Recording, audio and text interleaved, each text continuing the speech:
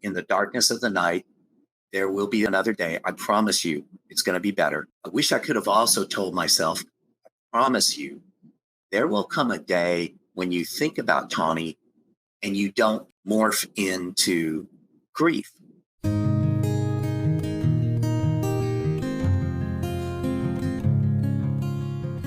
Welcome to the 8th season of Bereaved But Still Me. Our purpose is to empower members of our community. I am Michael Lieben, and the father of 3 children, Idan, Sapir, and Liel. Liel, my youngest daughter, was born with a heart defect, and later she developed autism and epilepsy. Losing her at 15 is what has brought me here to be the host of this program. Here with us today is our guest, Roy Martin. Roy lost his daughter, Tawny, to a drunk driver a month after she turned 19. The driver who took Tawny's life was 17, and he had been drinking and was heading north on a southbound highway. How does a father navigate the grief of losing his daughter to a drunk driver? Roy, thank you for joining us on Bereaved But Still Me. Michael, good to be here. Thanks for having me. Tell us a little bit about Tawny. So every parent, especially every father of a daughter, is going to be biased. But Tawny really was one of those childs, and there are a number of them out there, that everybody who knew them, everybody who knows them, will say they were the ones most likely to succeed. They were the ones that really were kind of unique and special. Tawny was that way. She was a horse whisperer kind of person. She was an amazing equestrian, amazing at sports. And she varsitied every sport. She immediately went to varsity team. And she graduated high school, second in her class. So she was one of those that seemed to have everything going for her. And I remember when a few weeks after she died, one of her friends was speaking with us, and he was angry. And I said, well, why are you so upset? And he said, well, because it's not fair. No, it's not. He said, no, you don't understand. She was amazing. She was going to bring so much to the world. She had so many gifts. Now, again, I'm a biased father, but there are those individuals out there that are like that. So she was attractive. She was talented, everything going for her. Had just started college, was accepted into the university of her choice. And then literally in an instant, she was taken away from us. And that's where we're at today. We learned in the introduction that she passed away following a car accident. Can you tell us about that specifically? Let's start back before the accident. The day that Tawny died was just a normal weekend day, like it was for the drunk driver who killed her. It started out as a normal day. That particular day, Tawny was with another friend at his grandparents' house, and they were hanging out. Day wore on, turned into evening, and Tawny and her friend Lee decided to go visit a third friend. And so they got on the highway in separate vehicles. Unknown to them, the young man who was the drunk driver was also having a normal day, but his day ended up with him being in a party, and everybody was drinking. There was lots of alcohol. The Texas Alcoholic Beverage Commission later investigated, and everybody at that party said everybody brought alcohol, everybody was drinking, and he, the drunk driver, was stumbling drunk when he left the room. So Tawny and her friend Lee were on the highway, separate vehicles, going south on the southbound lane of the interstate. And there was a cattle hauler, a long 18-wheeler, that Lee passed, went in front of. Tawny was behind Lee, so she got into the left lane and started passing the cattle hauler also. As they crested the hill, Lee saw headlights coming straight at him. And at that point, you don't think, you just react. And so without thinking, Lee slammed his wheel to the right, just barely cleared the front of the 18-wheeler as these headlights were coming straight at him. And instantly, he said later, he thought of Tawny. And all of them doing 70 miles an hour going south, while this turned out to be a pickup truck doing more than 70 miles an hour coming straight at Tawny. There was nowhere for Tawny to turn. There was an 18-wheeler in the right-hand lane. On the left-hand lane, there was a concrete barrier. So she crested the hill, looked into the headlights in front of her, coming straight at her, and the two slammed into each other. Because there were no skid marks, the police could not judge the speed of the drunk driver.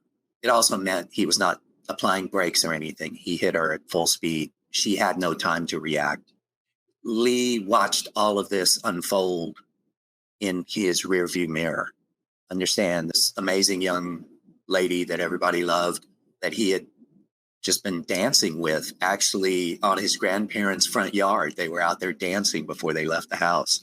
And he saw this unfold. The truck that ran into Tawny used her small Corolla as a ramp, basically, and climbed over her vehicles, flew, I don't know how many yards, probably 10, 15 yards through the air. Tawny's car was crushed down. While that happened, Lee was watching all of this in the front, slammed on his brakes at that point, jumped out of his vehicle, ran 100 yards back to where the two vehicles had ended up. The bystanders who were there had to pull Lee off her vehicle. The car was on fire, and they were afraid it was going to explode.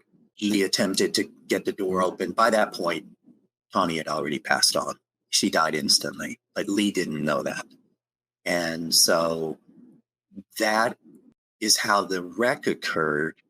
For Lynn and me, my wife, that evening turned awful at about 12:30 midnight. Both Tawny and the drunk driver had died. It was about 15 minutes after midnight, and we got the call later. And it is that midnight call that every parent is terrified of. It started a 24-hour day that I only remember pieces and parts of. I'm trying to picture in my mind what it was like for him. I don't think he expected he would ever in his life find himself doing that, trying to pull someone out of a car. God and the universe are interesting. Yes. We had never met Lee prior to this. I don't know that Tawny was intentionally keeping him hidden from us. It just worked out. We didn't know all of her friends. We knew many of them. Later on, we got to know Lee so well that eventually he became an adopted son to us. Not legally, but might as well. His son now calls me Papa. I'm his adopted grandfather. So again, God in the universe are interesting sometimes. Lee, psychologically, I don't know how to say it. He was pretty devastated. This is somebody who had been a paramedic as a teenager. He volunteered with the local EMTs and such, and actually went on calls. So this is somebody who was used to dealing with wrecks. But to have somebody that he really started to grow close to and be so powerless, there had to be some guilt here, because he was able to dodge and he didn't think about it. Again, your body reacts. And so when he slammed that wheel to the right, but he dealt with grief and self-recrimination and just go down the list for years. And there's a silver lining, if there can be silver linings, and there are. He eventually came to live with us. He was sort of in a tough spot in his life. But the reason he came to live with us is one time this was probably a few weeks after the wreck, and he was having a particularly rough night, and we were out on our front driveway. And I asked him, Lee, you're between residences. Why don't you come sleep in our couch tonight? And he was hesitant. And I said, look, Lee, the reality is right now you need us and we need you every bit as much. Sure. And I think that was part of his healing, to know that he wasn't being blamed and he was worthy of love, and he is. Did you see him as a sort of a last link between you and Tawny?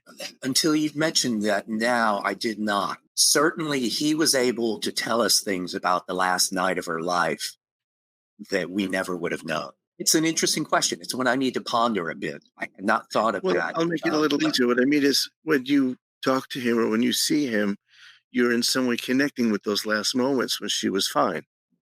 Yes, that had not occurred to me before. Looking back on when I asked him if he'd be willing to move in with us, and he needed a place to stay, and we had the room, and it was nice to have that ability to talk to somebody who knew other aspects of our daughter. It was a blessing that I hadn't really thought about until you just now mentioned it. Eventually, years later, when we could talk about stuff and actually laugh, that was a turning point. When you get to that point where you can remember stuff and start laughing about it, that's key. And Lee has been instrumental to that, remembering things we didn't know and being able to just be happy. You are listening to Bereaved But Still Me. If you have a question or comment that you would like addressed on our program, please send an email to Michael Lieben at michael@bereavedbutstillme.com. That's michael@bereavedbutstillme.com. This content is not intended to be a substitute for professional medical advice, diagnosis, or treatment. The opinions expressed in the podcast are not those of Hearts Unite the Globe, but of the hosts and guests, and are intended to spark discussion about issues pertaining to congenital heart disease or bereavement. Obviously, this event changed your life. What did you do to find a way through this? And is there a way to actually get through this, or does it just go on forever, but in a better way? Yes to all of the above. I think we all reached out for ways to deal with this. So we were really concerned about Tawny's younger brother, Noah. He was 8 years old at the time that she was killed. So there were things we did in a decided fashion, trying getting him counseling, etc. But then there were other things we just sort of muddled through. And it seems to me that so many of the biggest things in life are not due to decisions that we consciously made, but it's just how we responded in the moment. And I think so much of our healing probably had to do with that, things that just sort of fell into place over time. But I don't know that either of us consciously gave ourselves the time to deal with it. We had family that was grieving our daughter, and my wife and I are very much the people who take charge and manage things. Both of us do. And so it was our job to set the ship right, both for us, for Noah, for our families, for the community. I went into Tawny's funeral and spoke from the pulpit to her classmates. Many of her graduating with class was at her funeral. And I remember needing to get up and talk to them to help them through it. And I'm not trying to make myself out to be a martyr. I think it would have helped me had I given myself the chance to grieve and to heal. But sometimes you don't have that option. And I think the best thing I could have done, and this has only occurred to me recently, as we get older, sometimes we have problems sleeping the night through. And when I wake up at 2 in the morning, almost every morning, the part of your brain that is the true processor is basically asleep. It doesn't wake up. You don't know this, but the prefrontal cortex just is not active. You're all reaction at midnight and 2 in the morning. And those dark thoughts, and I'm not talking, gruesome thoughts, but those dark thoughts start to seep in. You're not worthy. You're not going to finish this. You never finish your project. All that stuff seeps in. And it's only been recently that I've learned to sit with that. And this is going to sound weird, and I'm going to come back to grief in a minute, to sit with that and just let those thoughts go, because I can't stop them. That's that survival mode in the back of your brain that kept our caveman ancestors alive. Okay. So I can't stop those thoughts, but there was a part of my brain that just recently has learned to say, just listen, let it go. Because tomorrow you're going to see this differently. And consistently, I've felt that to be true. And so I just trust that in the darkest night of the soul. If you can trust yourself to just listen, just sit with it, don't try to fix it, just sit with it and promise yourself that there'll be a better day. There almost always is. That's very true. I think all of us who've lost children have these moments. I don't know if it's guilt, but all these what if moments. What if I had turned left instead of turning right? What if I had gone upstairs instead of downstairs? All kinds of things. But life is choices. Life is things happening one after another in a chain reaction. And you can't go back and look at that and say, I could have controlled it differently, because you couldn't. You didn't. And there's nothing you can do about it now anyway. So there's a lot of that. I think a lot of that beating up oneself. I don't know if it's guilt or trying to be guilty, maybe saying, I wish I could have an answer as to how this happened. And that turns to guilt, and it's sometimes very, very bad, very dangerous. And I think Lee dealt with that guilt, survivor's guilt. For me, it was more a regret so deep. And years later, I am just now able to have those memories of Tawny and such, where not only can I laugh, but truly I don't become sorrowful. And that's a recent occurrence. I wish I could have gone back to when this first happened.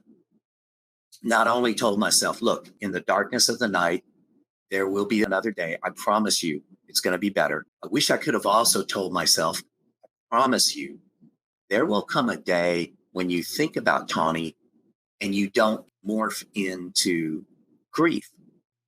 And I'm just now reaching that point.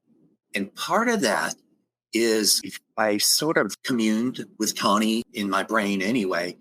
And the one thing she told me was, Dad, stop it. I don't want you to be sad when you think about me. And I know you laugh and you joke, but you turn sad. You've got to find your way through the sadness. And it was like hearing that from her voice, even though this was me. I gave myself permission. It's almost like you feel this is your child and you have to grieve, and you don't subconsciously give yourself permission, even if you intellectually think you did. And I had to go there and be with Tawny and have her tell me, Dad, I don't want you to be sad. So if you can't do it for you, do it for me. Be happy. Let the sadness go.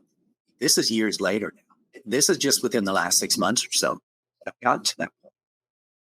I think it kind of cuts both ways. I reached a point fairly early where the memories made me happy to think of her and all the things that my daughter did, and the craziness and silliness of living with autism.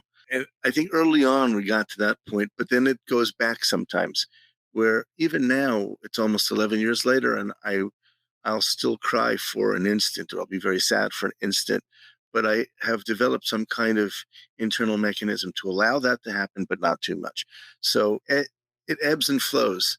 Most of the time thinking of her makes me happy because we had great times, and I love that, and I love her, and it's just nice. And other times, even now, you can still get sad, but I think that's okay. You never really reach an end point into this. You just reach a point where you can get along with it and usually do pretty well. Other factors may affect you getting upset or not upset, but basically, you reach this point where you can do well. It's hard to believe it at the beginning. You don't think it's going to happen. On that note, throughout life, I've heard certain sayings, and some of them resonate, and you don't know why until years later. One that I heard when I was younger, 20-something, you can never cross the same river twice. You're not the same, and neither is the river. And it's that idea that it's a journey. You think you've got it conquered, and you eventually have to get back to that point where you realize it is not a destination. It's a North Star. You're traveling in that direction, but you're never going to get there. And so it's that ebb and flow you spoke about. You think you've got it conquered, and well, no, because the river is going to change on you. That's another one of those life lessons that had I been able to truly internalize years ago, some of this might have been easier, maybe. I would use a different analogy. You're going to face these challenges time and time again, and the river isn't exactly the same river, and you're not exactly the same person, but you are who you were. And the river is still a river. What you've developed, though, is a playbook. So you know when it goes like this, when the tide is high, I got to do this. When the tide is low, I got to do that. So you figure out a way to get through all of these issues as they come back because you've seen them before. I used to call that the minefield. Right after Tawny died, I learned there are certain landmines out there. And it's like, don't go there, at least not in this crowd, because you're going to start crying. So you can go there when you're alone. That's okay. And it's that same idea. You learn lessons, and the only way to learn them is to hit that landmine, have it blow up on you. I'm sorry, that's a bad graphic, but to hit that and to experience it. And then if you have the wherewithal to say, this is not good, and sit with that for a little bit, and then you'll know later, and give yourself credit for learning that lesson and know when to avoid that situation and when it's okay to experience it. If you've enjoyed listening to this program, please visit our website, heartsunitetheglobe.org, and make a contribution. This program is a presentation of Hearts Unite the Globe and is part of the Hug Podcast Network. Hearts Unite the Globe is a nonprofit organization devoted to providing resources to the congenital heart defect community to educate, empower, and enrich the lives of our community members. If you would like access to free resources pertaining to the CHD community, please visit our website at congenitalheartdefects.com for information about CHD hospitals that treat CHD survivors, summer camps for CHD families, and much, much more. Roy, can you talk to me about your experience with dealing with grief? Because you've experienced more than just losing your daughter. So talk to us about some of the other losses you experienced. After Tawny passed on, we basically lost my wife's father, Noah's grandpa, lost my wife's mother, lost his grandma, then lost my mother, and then just recently, weeks ago, lost my father. So Tawny was the first of 5. Wow. And the interesting thing is, each time it was different. I don't want to lean too heavily on the metaphor that you're different and the river's different, but truly it was different. With Tawny's grief, I think Lynn and I took too much on ourselves, and we did not offer ourselves the ability to heal the way we should have. And with the next passing of one of the grandmothers, it was a little better. And it's never easy. It never gets better. But by then I had started to learn some of the pain points. And honestly, God and the universe hit me with the worst thing anyone can experience. To lose a parent, you subconsciously think about that. To lose a sibling, it's hard. But to lose a child, wow, we started off probably with the most difficult experience any human is ever going to feel. That's true. The process was different for each of us. Noah grieved differently than Lynn did, which is different than how I grieved, and the time span's different. The interesting thing is we each have different things that made it bearable. And when I say different things, what worked for me didn't work for Noah. So, we could go into an hour-long segment just on what worked for you. I think the thing to understand is what I did not do, which I should have, was given myself permission to take time. I went back to work a week later, and it wasn't because I'm a workaholic. Looking back, it's because I wanted to escape. I needed to escape all those feelings, and I know it now. Roy, I'm going to stop you for a second. I'm going to stop you for a second because that is totally fair. Some people want to escape that moment, and that may be the way to do it, is to go back to work. There isn't a wrong way to do this, and I think we really need to make that clear.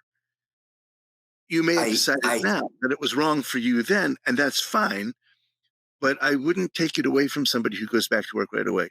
I wouldn't do it. You wouldn't do it again, I think. But for some people, that's what works.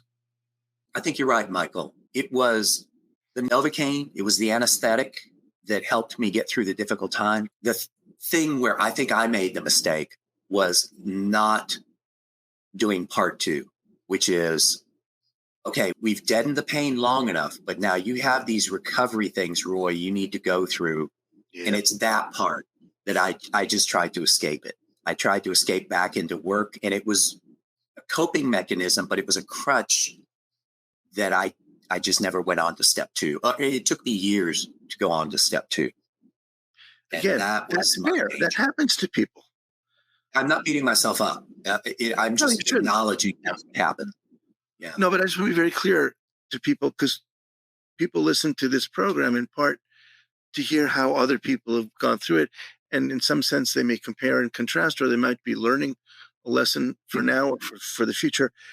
It's important when we get to this point in the conversation, there is no wrong way to do it, and there isn't a right way to do it. There's a way that's right for you, if you're lucky enough to find it, or if somebody can help you get there, that's great. But most people, I think, go through this on their own, which is unfortunate.